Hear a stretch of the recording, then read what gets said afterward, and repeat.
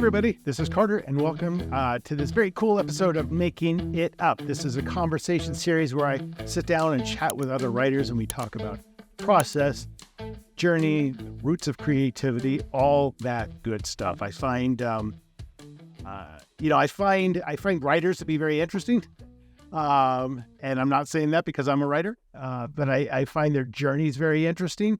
I'm not as interested in necessarily any specific book that they've written. I just want to hear about, how did they get here?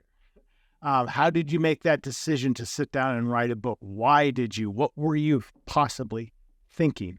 And then what was your journey like after that? And everyone's got a different story, and there's always some connective tissue, I think, between all of that. And so I was really particularly interested to talk to today's guest. So today I talked to Hannah Nicole Maehrer. So she has just come out with her debut novel, Assistant to the Villain, which is kind of a comedic, fantasy-ish, probably hard to stick in any one genre, even though it is kind of listed under science fiction and fantasy book. But the genesis of the book is interesting. I don't want to give out too much because Hannah will get into it. But the roots of her story began as TikTok videos, just as, just random thoughts that she had, then that started to tie together into a bit of a loose story. And then she decided to sit down and write it. So she started her agent and editor search with the completed book and a couple 100,000 TikTok followers. So there's kind of a built-in audience, but as we kind of underscore a lot in this episode, you still have to be a good writer. You still have to have a compelling story that's well written. It can't just be because you're popular on TikTok that you're going to sell a lot of books. But she is a good writer and she's written a compelling story, starred reviews from different trade magazines. So she kind of has this perfect storm. And so out of the gates, hits the New York Times bestsellers list. So, it's so interesting and exciting to see something like that happen. It's like, wow, you really made it work. And obviously that's a quick path for a lot of writers. Speaking from somebody who's 20 years into this writing business and has not hit the New York Times bestsellers list, but it's so fascinating to see this, A, you're a good writer, and B, this story just hit, and it helps that you have this built-in audience, but, you lightning in a bottle kind of a situation. So it's very, very cool. She's a tremendous person. I had a fantastic time talking to her, and we made up a fun little story at the end that that made us laugh, and it really isn't all that matters. So enjoy. I think you're going to like this one. This is my conversation with Hannah Nicole Maehrer.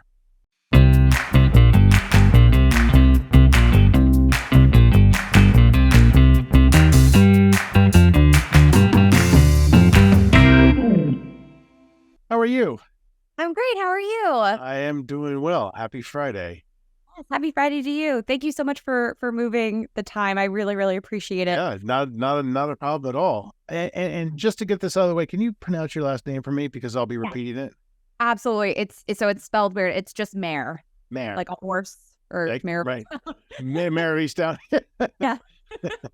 Exactly. Yeah, it's a funky spelling for a really easy pronunciation for some reason. And Hannah is a good name. I've used it twice in my books. And with my third book, Hannah was the protagonist. I love it. I'm fond of it. It's worked out for you. Yeah.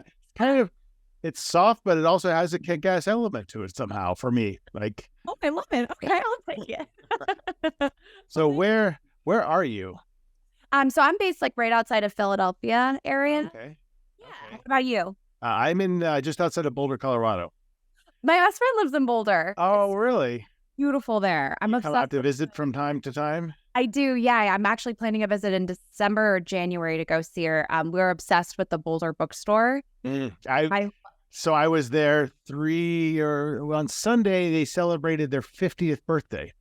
Wow. So they had a bunch of authors come in and kind of take over different rooms of the building and stuff like that. Yeah. Love it. I've done several launch events there, and they're fantastic. Thing. Yeah, I every time I go, like the ballroom at the top, I just like want to live up there. Oh yeah, yeah, totally. Something is just about the smell of Yes, books. yes, It's the such a best. heady and specific smell. Yes, that's why I'll pick them up and like take a whiff. And friends that are not readers are like, "What are you doing?" And I'm like, You're acting a little weird. getting the aura in. Like I'm really taking it all in. So are you from the Philly area? Yeah, yeah. So I'm actually from Allentown, Pennsylvania, which is about an Hmm. hour outside of Philly, and now I'm sort of bouncing back and forth between my parents in near Allentown and King of Prussia, Okay. which is near like it's like the second biggest mall in the country, I think. Right. Right. Which is not a problem for me at all. I don't have issues being that close to the mall. So we're about a half-hour drive, I think, into the city. Okay. Okay. Right on. And then when you're growing up, siblings. Yeah, I have 3 brothers. Okay. And then I had my mom's older sister lived across the street, and she also had 4 boys. So it felt like 7 because we were That's in and out of interesting. each other's houses so much. Yeah. So a lot of testosterone. Yeah. You grew up in a very male Yes. dominated area, at least. But I'm Most sure you held your own quite well. I did. They really prepped me for life. I feel I was like very well equipped to enter the world because I was like, there's nothing anyone can say. You had a rough and tumble childhood. Yeah, it was great. It was And great. what were your parents doing when you were growing up? My mom stayed at home with us for most of our childhood. We were very fortunate that she was able to do that because not everybody has Sure. that. She's a nurse at our end. So she worked until I was born, and then with 3 kids, and then I have a little brother. She was like, "I'll take a break from work just until you guys start to school." And my dad is a podiatrist, so he's a foot doctor. Okay. Okay. Yeah. And there's no break for your mom. Huh? No. Your mom had the harder job for sure. Yeah. I'm like, she's like, "Oh yeah, I left work," and I'm like, "You left work? You were home with 4 kids all day." Yeah. You were begging to go to an office. Yeah. She was actually super excited when we were all back to like go back to work. So she loved it. Oh yeah. Absolutely. It's tough, man, with little kids and just trying to Yeah. juggle jobs. And I my remember sleeping in my car at lunchtime just for like Oh my gosh. half an hour of Do you some have kind of sleep. Do you have kids? Yeah, they're now in college, so Oh, that's great. That's kind of where my parents are at. They're like, you're all out of the house. yeah. As of this month, I'm an empty nester. Now I'm like, where did everyone go? Quiet. Yeah, so I got a dog, so now that's keeping me Excellent. keeping Excellent. me busy. So you're growing up in the Rust Belt, and you're getting beat up and throwing blows yourself to your brothers. Were you, not to use a trite word, but were you a storyteller kind of growing up? Were you Oh yeah. plays for your parents and all that kind of stuff? We have like videos of me and my brothers as well. So we have our fireplace was like a hearth, so it was raised brick, so it presented like a Yeah. stage. We Yeah. were like, Awesome. this is our stage. We're gonna stand on it and perform. And there's like so many videos of me standing on it, reciting Goldilocks and the 3 Bears, Mhm. big one. Classic. It's my showstopper, really. But I would forget like the story plot halfway through, and I'd like turn to my mom and I'd go, "Right, porridge, right?" And she'd go, "Yep, keep going. You're doing great." But yeah, it was. Oh my gosh, storytelling was like the biggest part of my childhood. It was every night before bed. My parents would come in and they tell us a story, like they do. But my dad was really into like making up the stories as we went. So they read us storybooks, but his big one that I still think about all the time was about Larry the Bug that lived under our swing set. And Larry was like a constant feature of our stories. Like every night, we want a Larry story tonight. And he'd be like, "All right, Larry's going on another adventure." And Larry also had like a sister that was a ladybug named Lily. And he had his 2 parents. And I would take like an Alice in Wonderland type mushroom and shrink down to bug size. And he would let me add in story elements though as we went. So Oh, choose your own adventure kind of a thing. yeah, he was ahead of that time for sure. Back in like early 2000s. Yeah. So that was a huge part of my childhood, and I fell in love with doing it. And I would find myself doing it with like my own storybooks. I'd be like, Mm. "What if this happened instead?" And then in school, they would start having you do like short story narrative storytelling as you Right. like grow up, and those were always my favorite assignments in school. It was always where I excelled. I I really struggle with focus. It's been a struggle since I was really, really young, and attention deficit issues that I Mhm. discovered later in life. But I was like, oh, that's why I couldn't like pay Right. attention to anything. Right. When you were a kid, it probably wasn't so easily labeled or identified as it is Yeah, today. absolutely. Especially, I think too, especially in women, it can be underdiagnosed, particularly. Why do you So think that is? I don't know. I think because it presents differently in women than it does Mhm. in men. I think a lot of people with like attention deficit or ADD or ADHD assume it's always hyperactive, and it's not. Oh, there's several different flavors of it. So many different Yeah, flavors. I've become very aware of it through my own kids as well. So, Yeah. So it can present so differently. So I discovered that later in life, but it made so many things like from childhood click where I was like, oh my God, that makes so much sense now. I struggled so hard. But the writing stuff was never, I was able to like fixate there because I was so interested right. and in love with it. So those were always my favorite assignments in school. I always had like the absolute most fun with them. And I never stopped. I kept going. And I literally remember telling my mom at like 9, I want to write a book. And she was like, then write a book. So I would like, Hmm. do it on like printer paper, Mhm. and or I'd go into PowerPoint and try to like make like a book in PowerPoint and then print it out and like staple it Yeah, together. yeah, yeah. Well, it's interesting because kids like yourself growing up who express creativity, most kids do one way or another, and some take it pretty far, like making little books. But the idea of actually doing something with that as a grown up is not, it doesn't even sink into the mindset because it's kind of such a distant, like you see books on the shelf as a kid and you have no kind of realization that somebody actually wrote them. They're just Yeah. books, right? So it's hard Right. to conceptualize yourself producing something that you've seen on your bookshelf for years and years and years.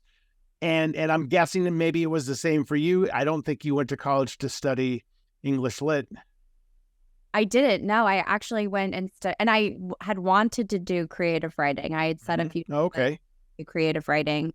And I wrote, I took creative writing classes. We had some really great extracurriculars at my high school. So I took journalism and then I took creative writing. And I had told myself that's what I want to do. But I was told by a lot of people, oh, you can't make a living creative writing and you're not going Smart to be people. able to make money. So you should probably major in something that you can get a job in when you graduate and you can always write on the side. And I took that advice like very seriously. Mhm. I was like, okay. So I had wanted to major in creative writing, but I was like, all right. And I believe everything happens for a reason. Mhm. I don't regret not doing it. Would I have loved to? Yeah, but you can't go back. So there's no point in dwelling. And to be honest, I think it worked out really nicely. I ended up majoring in psychology, Mhm. which I was also incredibly interested in. I always wanted to do something to help people. I really thrive off of helping and doing things for others. And I really wanted to learn about the way that the brain works. And I've struggled with mental health since I was really, really young. Mm. So it was also something I wanted to be able to like help other people with the way that like the professionals in my life have helped me with the issues I deal with.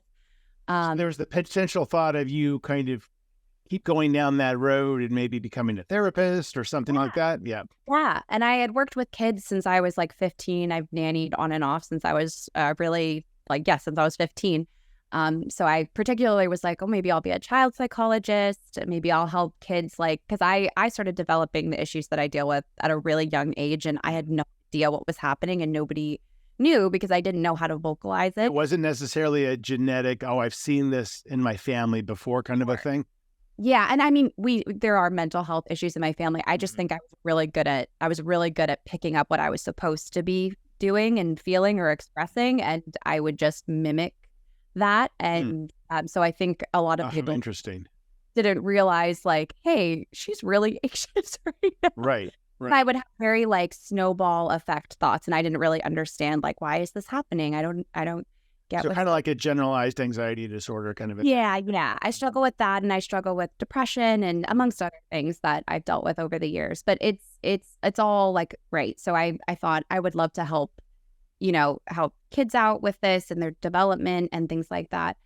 So that was originally what I was intending to do, and I did use my degree. I worked in a school for about 2 years. I was a education specialist, but I Mhm. worked a social work company that worked primarily with youth. And it was great. I would go in and I would teach a program called Second Step. It taught empathy, and we talk about big feelings. And I really felt like this was like something I wish I had in school. So I loved to be able to impart it to kids and help give them coping skills for when you have a big feeling. And they put a big emphasis on like, there's nothing wrong with having a big feeling. Like that's part of being human, but we can learn to manage it so that it's not so uncomfortable. Like really, really great tools. I loved doing it. And the kids were always super receptive and so much fun. And kids are so creative. So they made me want to be creative. Yeah, and there's no boundary on them. There's no shame. There's no, I don't care what I say. And it's beautiful. Yes. They're so funny. And they say like introspective things sometimes that you're like, gosh, your little brain is just amazing. So it was truly, I truly have no regrets because that major led me there, and I had such a great experience doing that. And it was absolutely so much fun and great. And I really do feel like it helped me in my writing as well, because psychology plays into so much of like how you write realistic characters and what your characters 100%. Yeah, and that was the point I was going to make. Hearing you talk, and my daughter is a psychology and criminal justice major, but that psychology part. And also, if I could give advice to anyone going to school who was eventually going to become a writer, it would probably be journalism and psychology, which is what I did, because journalism will let you, you can learn how to write without taking classes, but most of it's just writing a lot. You get your million words in and you're like, okay, I think I've got this down. Yeah. But journalism will give you that practice of like, how do I make this pithy and succinct? And psychology, to your point, especially if you're already coming at writing with maybe a deep well of empathy yourself, I think that begets some profound writing because it does become much more of a what would I do kind of a story, and where readers can really attach to it. Yeah, absolutely. Oh my God. And I was writing papers like twice a week in psychology. Yeah. And it was great. Yeah, it was wonderful. I loved it. So then what? So then you finish, you get your degree, you've done some work, but you're still telling stories. I'm still telling stories. I was writing a lot on the side, like writing fun things. I remember there was like one particular class that, this is terrible, but it was like they put the PowerPoint up. It was one of those classes where the professor would just read off of the PowerPoint the entire time. Very monotone. And he posted the entire PowerPoint to like the school website or whatever, I forget, Canvas or whatever we used. And so I would learn it. And then I was like, during class, I'm like, I'm here, but I've already learned what you posted because you've already posted the entire PowerPoint for the whole year. Totally. So I teach it to myself first. And then in my class time, I would go on my laptop and write. And I thought you were the most studious one of them all. She's just constantly making notes. No, they were like, she's so focused, and I'm like writing about dragons and like that. Right. Right. And I'm like, because I already learned this before I came. So it was, I was constantly writing, and I was constantly thinking about writing. And when I graduated, I had ended up doing my senior thesis class separate from the rest of my classes so that I could start working full time. And I was working full time as a nanny for twins, and they were like, that was just the most amazing experience because they were a month old when I started and they were 2 when I left. I got to watch so you them. really bonded. Yeah. And I still go up to visit because I moved back home, which is quite a drive from where I went to school. And I still go up and visit them all the time because you just become such a big part of their life. And Totally. And their family was just absolutely wonderful. I became like a part of the family, and I still think of them as like my second family. And so when I was doing that, I was constantly thinking about writing. I only had one class at the time, and it was like one paper a week, so it was super low maintenance. And I was just constantly thinking about it. And then I found Book Talk, TikTok, during the pandemic. I think most people found it during the pandemic. My roommate was like, "You got to download TikTok. You have to." And I was like, "I'm gonna be like on it all the time though, and I shouldn't do it because I'm gonna be like addicted to it." And she was like, "Just do it though, because what else are we gonna do? We're in the middle of the pandemic." So I downloaded it, and I found like the book side, and I like fell in love with it. I like found so many creators that I really enjoyed, and they would post book recommendation videos. And then eventually I was like, I want to start posting bookish videos. I feel like it would be fun and it's a good creative outlet. So I just started posting about my favorite book tropes. I posted about Bridgerton because Bridgerton had just come out. I talked about the Bridgerton books. Mhm. And eventually, like over the course of doing that, I built like a following. And then I started posting like comedy bits. So I would do like, this is what it would be like if I was in an enemies to lovers romance. And like it was a complete disaster because I'm really sensitive and I something new to me.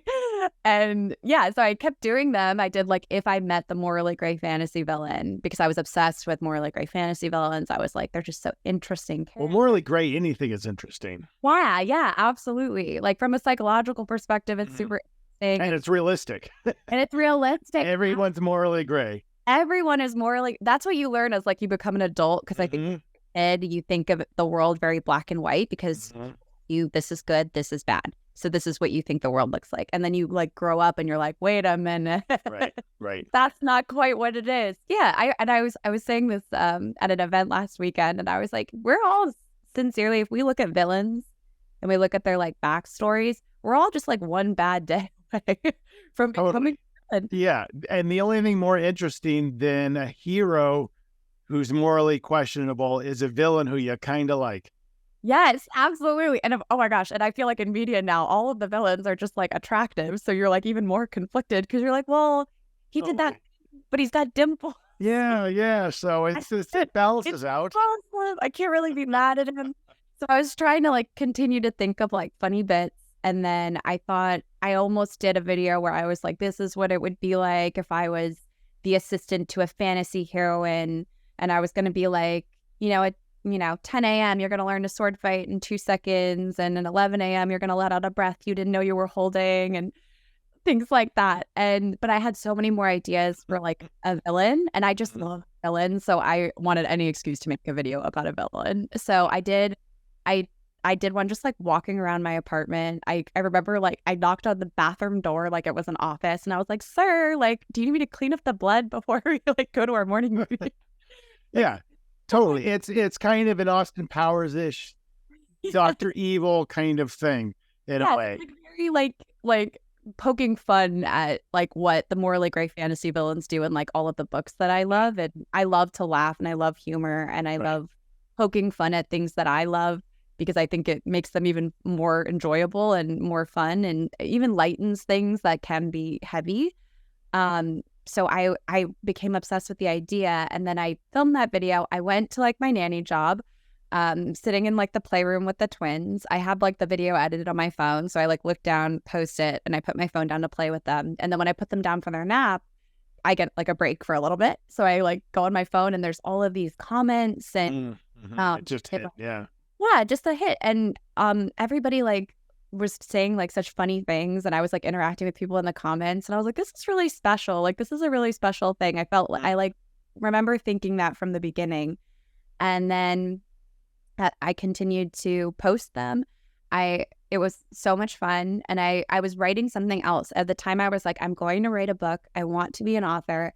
And I kept writing, but I was like not into what I was writing at the time. I was like trying to find the passion for the story. And I was like, I'm excited about this story idea. I just like can't bring myself to like sit down and do it for some reason. Something's like holding me back. And I was constantly thinking about the skits then because I was doing them 2 to 4 times a week. I was posting these episodes and I was just having such a blast. And it stopped being eventually like little bits and it eventually stopped being me. It was like I was playing a character, like this bubbly character. And the villain's like this grumpy, like sardonic person. And mind you, it's just me yelling at a wall. Like there's a person. Right. I mean, the villain is totally there. There's totally right. We're not talking $100 million budget for these films. Yes, it's literally me and my phone camera, like yelling at a wall. But that's, I mean, just to interrupt real quickly, that's important though, because, and we'll get into this maybe a little bit, but like one of, as you probably know, social media is such a thing for authors in turn, and it's such a battle for most authors. And they'll be hearing this and like, well, how am I going to film? Like, well, it's not hard. What she did was very basic. Probably didn't take it took her more time to think it up than to actually execute and post. But it doesn't have to be this crazy thing. People just want to have a laugh, have a little bit of an insight, whatever. Right. Exactly. And I think the biggest key too with social media is like, don't overthink it, because sometimes the videos that I put like the most effort into don't do as well as the ones that take me like 2 seconds to film, 2 seconds to post. I think I made a video once in the Barnes & Noble parking lot, and I was talking about like people saying that there's nothing in books that you can't get from real life. And I was like, then where are the dragons? Like, tell me where the dragons are. And it took me less than 2 minutes to film it, cut it together, and post it. And it has like over 1 million views. Yeah. And I'm like, but that's right. It's such a luck of the draw sometimes. And sometimes it'll just be like, you just have to have like one idea that like boosts or takes off. Social media, you should never, it's hard not to overthink it. I do all the time, but it is a learning curve for sure. And it doesn't have to be high production value. Like, it's sincerely was just my phone camera, me walking around my house, like yelling. Yeah. You don't know what's like, once you have a following, you can have some kind of confidence that like, okay, this is going to do okay. Absolutely. But without a huge following, you just never know. You know, so true. I might do all these long videos about writing and then throw one in of my golden retriever, and that's something, you know. Absolutely. You never know. But I think people can tell. I think this is what authors struggle with. Is like you said, they overthink it, and they also are doing stuff that they don't enjoy, which is a mistake. I always, and I've been told this, so I tell when I teach, find what works for you. Find the thing that you like, and you don't have to do everything. But it's so obvious, and I won't name names, but I've seen plenty of author videos. I'm like, you're trying too hard. I don't think you're enjoying this. It's not organic. You just feel like you're fishing for followers and for likes, and that inevitably never works. In my perspective. It's so hard too, because I think it's really easy to get caught up in what you think you should be posting, and it's so easy to see like, oh, I should be doing that, and that's what I should be doing, and that's totally valid pressure that I think like everybody feels at some point. But I definitely think that that's great advice though, because I think that the videos that I'm the most like just me turning it on, I cry a lot. I'm just a crier. I cry when I'm happy. I cry when I'm sad.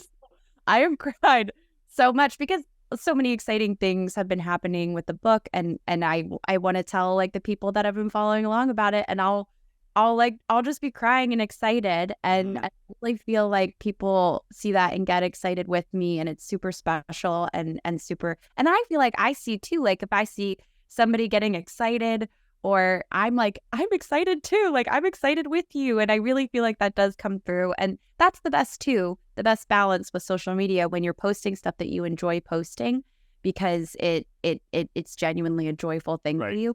But it's totally understandable to fall under I feel like this is what does well, so this is what I feel like I should be posting. That's super valid and fair. So, and then just going back to your story, so, ultimately your love of what you were creating on TikTok was the seed of a new story.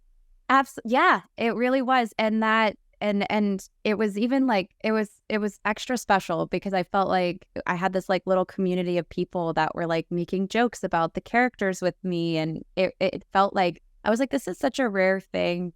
And I was so like grateful to have that outlet, because I was struggling. I have ebbs and flows with my mental health. I was away from my family. It was during the pandemic, so I was pretty isolated. All my friends had left. Right. I mean, that's just, yeah. I mean, so without mental health issues, can be devastating to a lot of people. Yeah. So I was alone a lot of the time, and it's not great for your mental health to be alone all of the time. I love being alone. I think it's really healthy to have alone time. It's great. I really enjoy it. I think that I was struggling with it, and it really gave me like a creative outlet to focus on and to get excited about. And when you struggle with depression, it's so fun to be excited about stuff, because you can't always muster that feeling when you struggle with like the chemical imbalances and stuff. So something I was always so excited about and so excited to post about. And it was just such a creative source of joy for me that after a few months of doing it, I had been like saying, I'm going to make this a book eventually. I told so many people, I was like, I'm going to write this into a book. I'm having so much fun. I love the characters. I was like, there's a whole story in my head from this, just from these videos, because eventually it stopped being like little bits and it started being like, there's Blade the dragon trainer, and there's Becky in HR who like is always giving the assistant a hard time, and rightfully so, because she's like running around the office like causing chaos, and the villain who's like secretly in love with her, and that like became like the whole thing. And I was like, all right, I'm just gonna sit down and see like what this would even look like if I wrote like a couple chapters. And I sat down and I stayed there for hours, and the most words I've ever written in one sitting. I've never been able to repeat the experience. I keep saying like, I wish I could have her back. I don't know who that girl was. It wasn't. I was like, there's something about that first book that just, and it's a little bit about not totally knowing what you're doing, which is you're like a child. You're learning for the first time, but there's something so joyous and this sense of discovery that to your point, it's a one-time shot. Right. Yeah, it was unreal. My mom like came into the kitchen and I was like hunched over at my laptop. Like my back was like in a terrible position. And she was like, "What are you doing?" And I was like, "Don't bother me." Like hissing at her, like, "Leave me alone." And I had so much fun that I was like, this was so fun. And I sent the first 2 chapters to like 2 of my friends, and they were like, write it. I want the next chapter, write it. And I was like, okay. All right. So I put the other project down, and maybe I'll pick it back up again eventually. But this was like the most fun I've ever had writing anything. And I wrote like 2 full manuscripts before this that I, were mostly practice or me just like playing around. And this was like the first time I really like wanted this to be the best thing ever, and I had so much fun doing it. I remember like filming videos of me, like I'd take a break because I just wrote a chapter that made me giggle and scream and like run around the room like I'm losing it. And but I would do that about something that I made. I was like, and right. I was like, you said that. Right. You're not doing that about your day job. Nobody's doing that. Right. I was like, it was just such a source of joy. And writing the book was like how I felt making the skits. I was like, wow, the feeling is just carrying over. And it feels like all these characters that I already know, I'm finally meeting them for the first time on the page. And all of the things that I imagined the villain saying back to the assistant, because he's not in the videos, obviously, I was able to like finally write, like, this is how he was responding and this is what he said. And I intertwined a ton of little Easter eggs from the series into the book, because I wanted it to be a new story, meaning like it doesn't follow the exact. I've done like over 200 of the skits. So it has a couple different plot lines throughout all of those episodes. And I really wanted it to be like, here's all the characters, here's like the little world we've built, and here's like all of the salutes are in here. But it's a new plot, like it's a different storyline overall. It's still like an office. It's still the villain's office in a fairy tale world with his sunshine assistant. He's grumpy, but they're solving a different problem here. So I wanted it to feel new for the people that had seen the skits, but still really familiar. And then I wanted somebody that had just picked it up to be able to also, and it was, oh gosh, it was just like so much fun. Even like doing the little Easter eggs, I was like, like someone will get that. I'm kind of fascinated by just this journey, because if there is a typical writer's journey, and there's no typical one, but it would be, you write with shame. You don't want anyone to see it. You're embarrassed by it. You don't know what you're doing, and you pray and pray and pray that you can find an agent, and and maybe you get one after 80 rejections, or you don't get one at all. But you don't come out of the writing experience with already a built-in audience from another media source. So that's really cool. And I'd like to hear what happened, but I assume if you start going to writing query letters, for example, and put in there, I have 200,000 followers on TikTok who love bits of this story. I mean, that rises to the top of the pile, I assume. Oh, absolutely. Yeah. Having social media, I think, especially in traditional publishing now, they love when you have a social media following or when you're able to post on social media because it helps promote your books. Yeah, I was very aware the entire time writing it of like what a rare experience this is, that I have people rooting for this book while I'm writing it. And I tried to like every day not take it for granted because I'm like, this is just such a like a precious, special thing that Right. I am able to interact like, and people are like, I'm excited. And I'm like, how like humbling is that I'm writing a book and there's someone out there that's excited to read it and wants to read something that I wrote. It's just absolutely unbelievable. Mhm. Uh, and even sharing like little quotes from the book. And I would have people be like, "Oh, I'm so excited," and I'm like, "That's for something I made. Like that's amazing. Yeah, it's a little bit of an out of body experience for sure. So, it's When you're so listening to people special." talk to each other and you're kind of overhearing them talk about your stuff, you're like, wait, that's my shit that they're talking about. Yeah, like It's really weird. it's so amazing. But yeah, it's super out of body. It's super humbling because I'm like, I just like that's so amazing. And even when I would do the skits, I would have people comment like, "This made my day," or "This made me so happy." And I'm like, God, that I have the power to like make someone feel joy is so unbelievable and so cool. Um, yeah, absolutely amazing. And then, yeah, so I shared my writing journey. I made like an announcement video because it felt like we had a following that was in love with this series. And I was like, I have to tell them that it's going to be a book. So I announced it, and then I would do like periodic writing updates. And I at the time I hadn't decided if I was going to go traditional or self-publishing. There's so much merit to self-publishing. I wasn't sure what track I was going to take at the time, and I ended up deciding to do traditional. Um, and I think that's really writer dependent. It depends on like, Totally. yeah, what you want. There's pros and cons to both. But with Uh, your audience, your built-in audience, you would have had definitely a leg up self-publishing compared to Absolutely, most. I mean, absolutely. kind of both routes, really. You have that leg up, but that's the hardest thing. Yeah, Self-publishing is the hardest thing anyway, is yeah, finding your readers. How, right. there's so much competing for everyone's attention. And if you're self-publishing without any kind of marketing dollars behind you, it's tough. But if you have a huge following somewhere, that's at least a good Yeah, starting point. absolutely, absolutely. So I kept writing, and then in right before I finished the book, I was reached out to by my agent actually.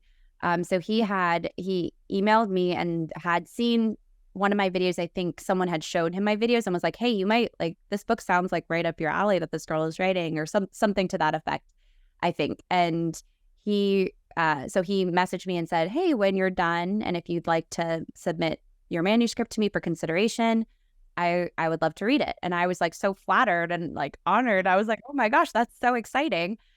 So when I finished, I did send it to him, and then I also queried, I think maybe like 7 to 10 other agents. So I wrote my query letter. I sent it out. I got some passes. I got some asking for like the first 10 pages or first 50 pages or however it really is so dependent on like who you queried. Sure. Um, so I was waiting to hear back from my agent who I ended up spoiler alert, I ended up signing with the agent that emailed me. And then when he finished the book, he was like, "Oh my gosh, I loved it. I thought it was great, super funny." Like he was so excited and passionate about it, and he kind of matched my passion for it. So like Which we is got what you want. right. Yeah, Same thing with editors. You want to be with a house or with an agent that is a champion for your book, yeah, not just be another book that might have potential, but they don't right. really have a lot of passion for. Yes, yeah. And my agent is just like he like just shows it so much, like how passionate he is about projects, and he just made me feel like so much more excited. And then so after he offered, I reached out to the other agents, and I did have another agent offer for the book who was also incredibly kind and really excited about it too. I ended up going with the initial agent just because it felt like we connected right away, and Sure. we both had the same level. It was a difficult decision, but I feel like I made the right choice. And I just, my agent, I love him so much. So, and he was just like such a champion for the book. And he just understood it so well and the same way that I understood it. So it really fortuitous. And then we spent the summer getting the book ready for submission. And then he, made the list and then sent the book out. And then it was just a lot of waiting after that. And I thought of, there's no guarantee with social media. Unfortunately, they have to really like your book to want to, sign it on and work with you. So I got quite a few rejections actually. And I it's part of the process. I was told that by quite literally when I got my first 3 books didn't sell. Really? I had an agent, but my first 3 books didn't sell. The following 9 did, but you just got to keep moving forward because, and it might not be at all to your point, a reflection of the writing. But you can get rejected for a number of different reasons. Usually it's just like, this isn't right for us at this time. It's timing. It's what they're looking for. It's what the market is looking for. Yeah. And this book is so, I feel like, unique genre-wise because it's hard to place, right? It's hard to place it for sure. So I think that for sure was a factor. And then some just like disinterest, which it really did help me though, because I feel like it does help you like grow as a writer when you get like that first rejection. I was like, oh my God. Yeah, but you learn from it. Part of it. You have to embrace it. Not even just passively accept it. You have to embrace it, I think, to really grow from it. And because otherwise it can crush you otherwise. Yes, absolutely. And I'm really lucky because anytime that would happen, I would have my agent, still keeping me motivated and keeping me excited. And I had really great friends that are also authors that would give me the same advice. Like, this is part of the process. You will never find a writer that has not been rejected at some point in time. It is sincere how it goes. So a couple months, I think I can't even remember when I first heard. So we went on submission in August and then we heard back from 2 publishers. So again, like I say that, but I have so much to be thankful and happy about. Your journey is very unique. I mean, it's not completely unprecedented, but it's not the typical path is not getting an agent and a book deal with your very first book quickly, and then having it, hit so well when it comes out. I'm very, very aware of how privileged and fortunate I am to be here. Like it really is like it sounds so cheesy. It's like a dream come true. And I keep saying that 100%. I sound so like, it's a lifelong dream come true for most writers. Yeah, it's incredible. And then we ended up with the best possible publisher who it all felt like fate. Like it really did, because I was like, they understand the book so well. So we ended up with Red Tower, which is an imprint of Entangled Publishing. And it's a completely women-run publisher, which I loved that. And like from the get-go, I was like, that's amazing. And didn't they do like, isn't the first edition like it's physically they've done some cool things with it? Yeah. So they're everyone on the team is so creative and super awesome. So they have all of these amazing ideas. And with my book, first of all, the cover was like, I cried when I saw it because I was like, this is literally what I pictured in my head. You guys, wow.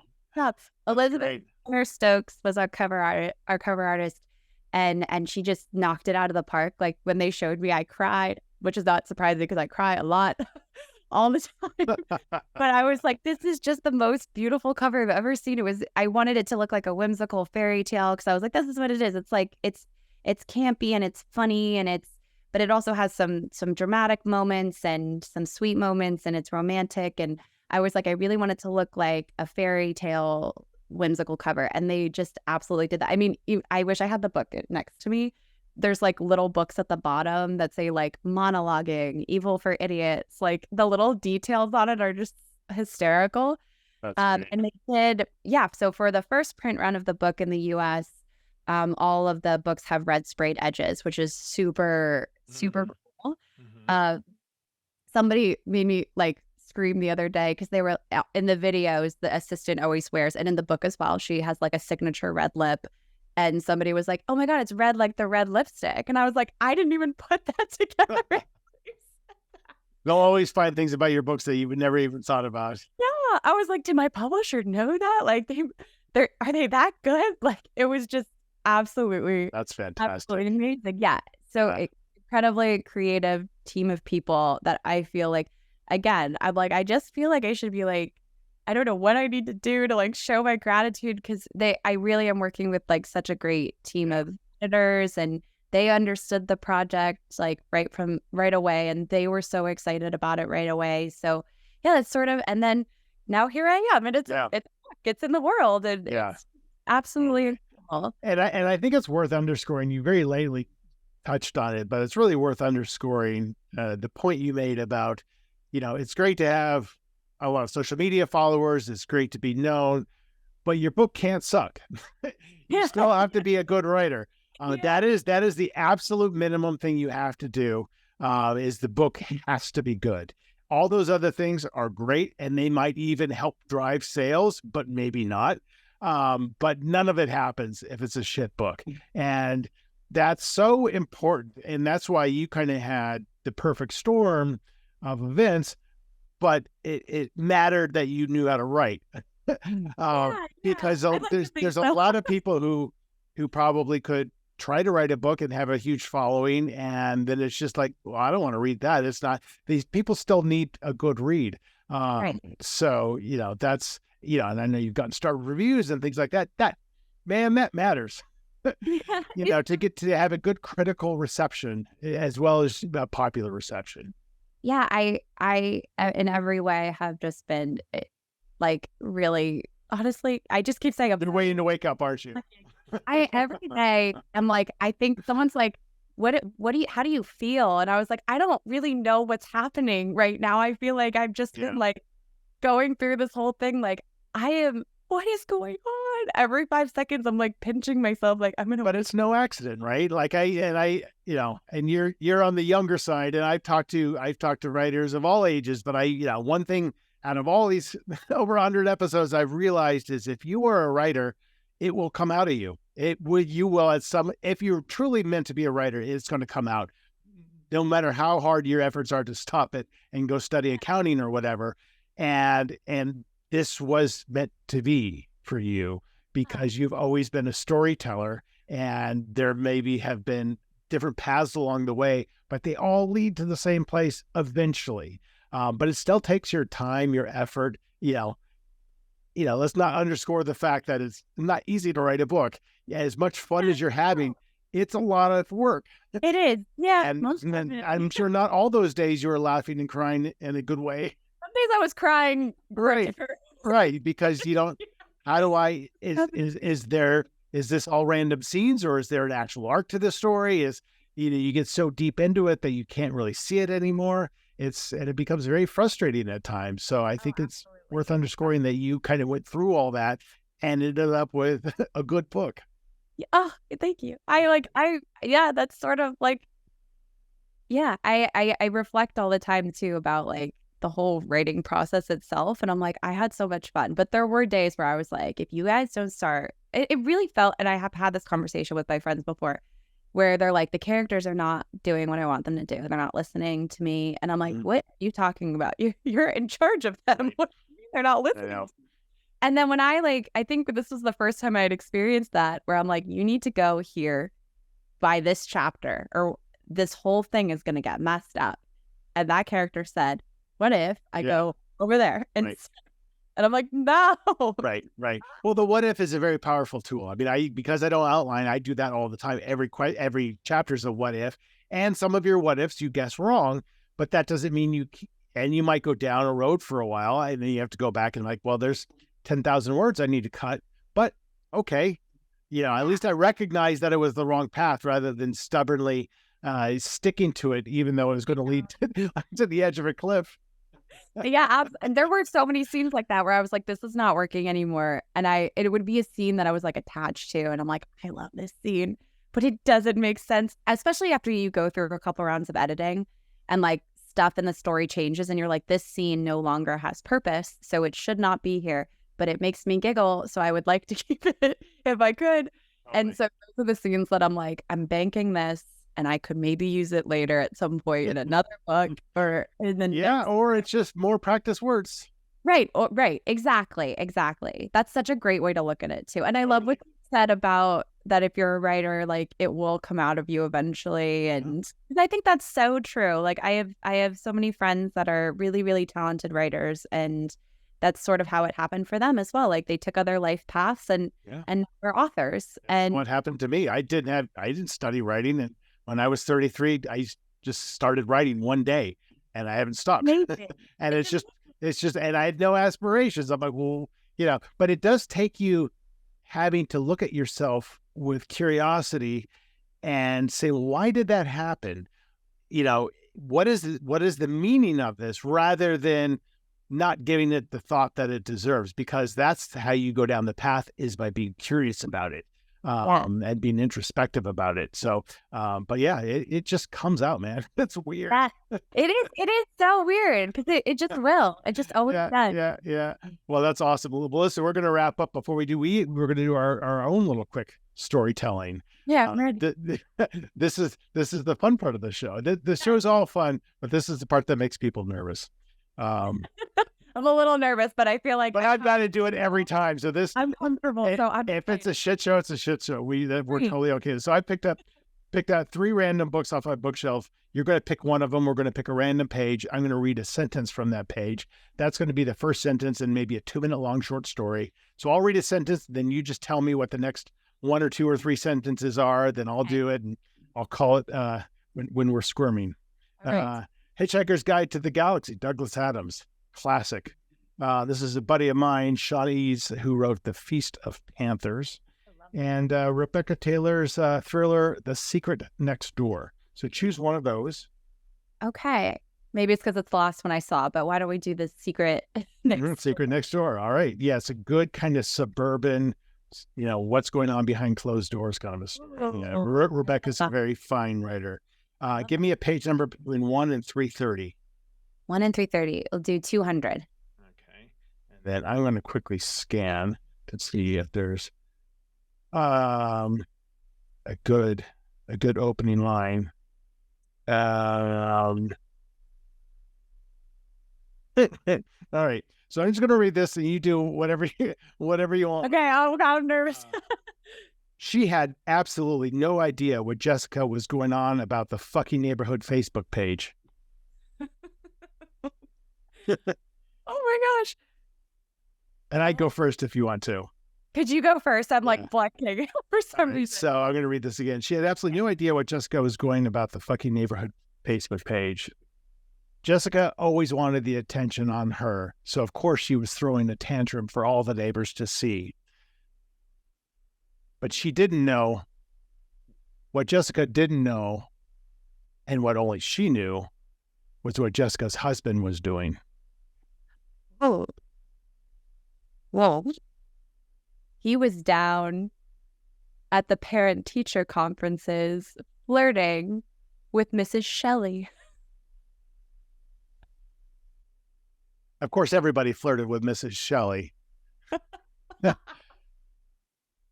But Dan, Jessica's husband, was particularly overt about it. She had seen him when she was there for her own kids' parent-teacher conference.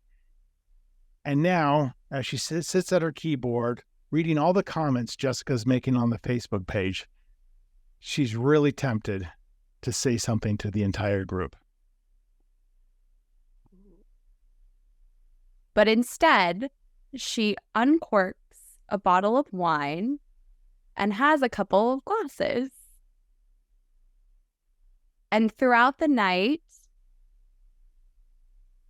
reality starts to blur together. And she doesn't even notice when she opens the laptop back up and sees the light shine onto her face, and does not quite remember the next morning what she begins to type. When she returns to her laptop in the morning, she opens up the Facebook page, and she's almost glad that that was the first thing she saw and not all the text messages waiting for her on her phone. She blinks hard as she sees the words, just a few simple words that she wrote into the group. Dan's a man whore, she had written. All right, we can call it there. I don't know where this is going. Episode of Desperate Housewives. Oh, haven't we all been there? We've all been there. I like the Facebook Damn thing. it, Dan. I know. See, that tied in. We did a little social media tie-in, and it all worked out great. Really, like we linked right back to the beginning. Well, Hannah, what a pleasure talking to you. And I was excited to talk to you because, it's just an interesting journey, and and I'm glad we're able to kind of dispel some of the myths around social media for writers, because I know it is a huge source of frustration, and really, Right. the takeaways are you still have to be a good writer and do what you like. Don't force it. Yes. So true. It's super easy to fall into like the pressure traps, and it's super valid to feel frustration. It can be very frustrating. Yeah. Valid stuff. But yeah. Well, congratulations on your success, and hopefully we'll meet one day in person. And I'm excited to see what comes next for you. Yes, it was so lovely talking to you. Thank you so much. Happy weekend. Yes, happy weekend. Bye, Hannah. Bye. So that's it. That is my conversation with Hannah Nicole Maehrer. I told you it was a good story. I liked that one. That was an exciting one. So she is fantastic. I told you were going to like that one. If you want to know more about her book, Assistant to the Villain, or if you just want to watch her videos on TikTok, where she has a massive audience, just go to @Hannah Nicole Maehrer, Maehrer. I know it doesn't spell quite how it sounds, on TikTok and Instagram, and you will find out all about her. So that's it for now. Please check out my website as well, carterwilson.com. You can buy my book, sign up for my newsletter, check out my events, all that fun stuff. And I will say we're starting to market my upcoming 2024 book, The Father She Went to Find. So if you go to my website, it's been beautifully redone, so you can see what it looks like now, and it'll be featuring my new thriller. So check that out. More episodes coming out soon. We'll talk to you soon. Take care.